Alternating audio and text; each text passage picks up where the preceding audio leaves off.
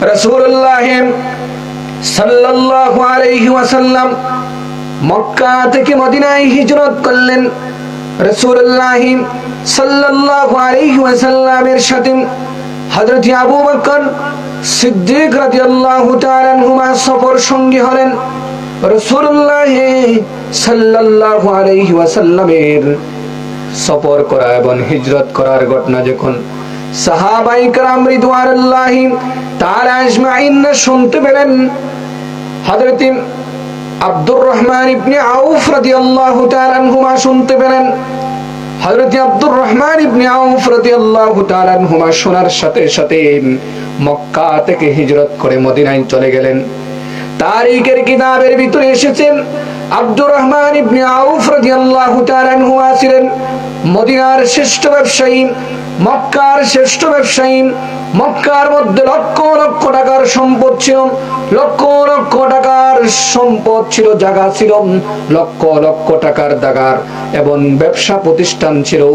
যখন রাসূলুল্লাহ সাল্লাল্লাহু আলাইহি ওয়াসাল্লাম মদিনায় হিজরত করার জন্য আহ্বান করলেন, সাথে সাথে সয় সম্পদ ছেড়ে দিয়ে এবং তার টাকা পয়সা ছেড়ে দিয়ে সব কিছুকে বিসর্জন দিয়ে হযরত আব্দুর রহমান ইবনে আউফ রাদিয়াল্লাহু তাআলা আনহুমা মক্কা থেকে মদিনায় হিজরত করে দিলেন। সুবহানাল্লাহ।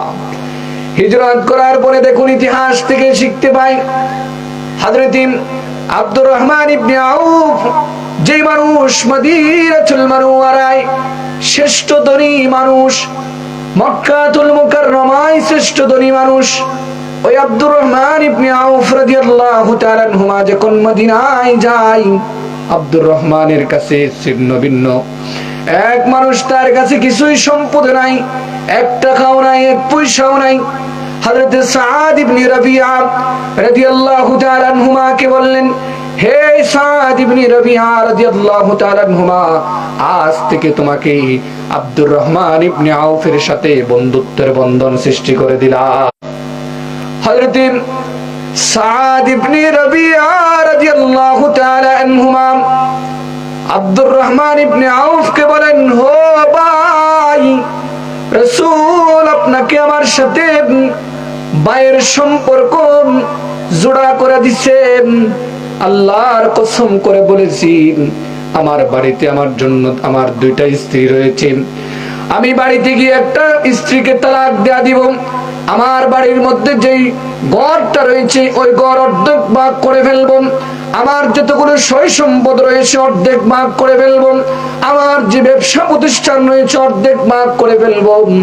আব্দুর রহমান দৃষ্টান্ত কি এখন পৃথিবীতে আছে?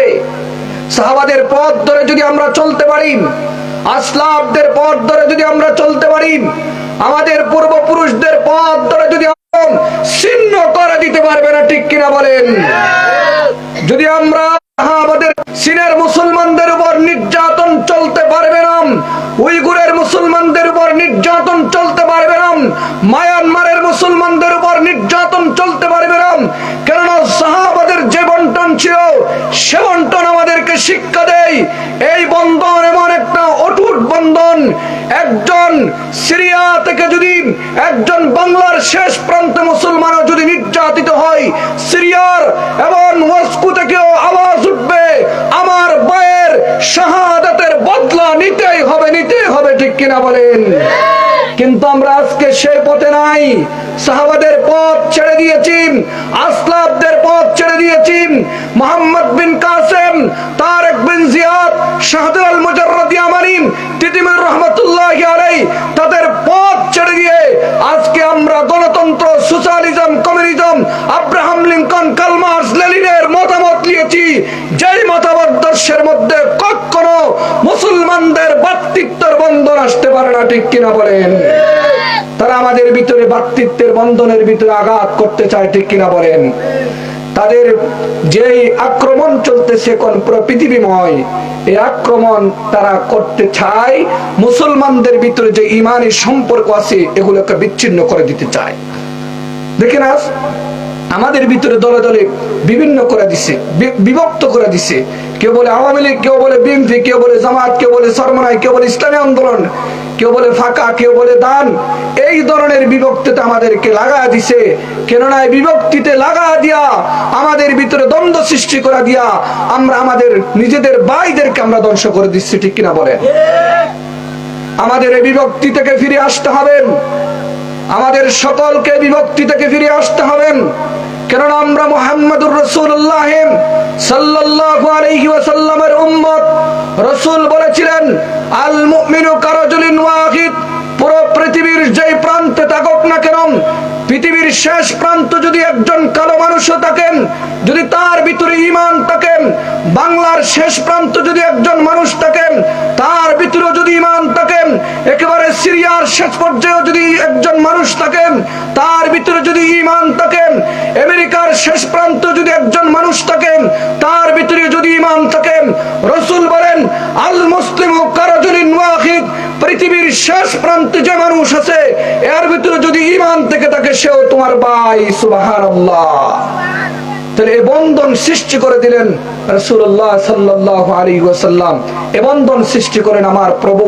তাইলে এই বন্ধনকে, এই বন্ধনের অটুটতাকে ছিন্ন করে দিতে চায় বাতিল শক্তি, কুফরি শক্তি, ঠিক কিনা বলেন? তাইলে তাদের আগ্রাসনকে আমাদেরকে এককভাবে মোকাবেলা করলে হবে না। যেমন ভাবে মোকাবেলা করেছিলেন শহীদ উসমান হাদি রাহমাতুল্লাহি আলাইহি, তার মোকাবেলার পথ ছিল কিরকম? তিনি বলেন, আমার শত্রুর সাথে ইনসাফ করাও আমার দায়িত্ব। সুবহানাল্লাহ। এটা তো ছিল রাসূলুল্লাহ সাল্লাল্লাহু আলাইহি ওয়াসাল্লামের ভাষ্য। তিনি বলেন যে আমার বিরোধী এদেশের সকলে বলুক আমাকে আওয়ামী লীগ পন্থী বলুক, বিএনপি পন্থী বলুক, জামাত পন্থী বলুক, সরমনাই পন্থী বলুক, যেই পন্থী বলুক না কেন, আমাকে শুধু হিন্দুত্ববাদী শক্তি না বললে আমি খুশি। সুবহানাল্লাহ। এটাও একটা ঈমান। কেননা হিন্দুত্ববাদীরা ঈমানের উপর যে আক্রমণ করতেছে, ভারতীয় তাগুতি শক্তি যে আক্রমণ করতেছে, এটা আমাদের খবর নাই। 2002 সালের যে আক্রমণ ছিল মুসলমানদের উপর, গুজরাটের মুসলমানদের উপর যে আক্রমণ করেছিল 2002 সালে নরেন্দ্র মোদীর নেতৃত্বে, তখন সে মুখ্যমন্ত্রী ছিল সেই সময়ের। 2002 সালে এই মুখ্যমন্ত্রী নরেন্দ্র মোদী, যার হাতে মুসলিমদের রক্ত লেগে আছেন, তার নেতৃত্বে 1,50,000 মুসলমানদেরকে বাড়িভূচ্যুত করা হয়েছিল, 10,000 মুসলিমকে শহীদ করা হয়েছিল। শুধু গুজরাট নয়, কাশ্মীর আন্দোলনে দেখুন, বাবরি মসজিদ আন্দোলনে দেখুন, প্রতিটি জায়গায় তারা আমাদের মুসলিমদেরকে, আমার মুসলিম বোনদের ইজ্জতকে দুলিশ্বাত করে দিচ্ছে, ঠিক কিনা বলেন?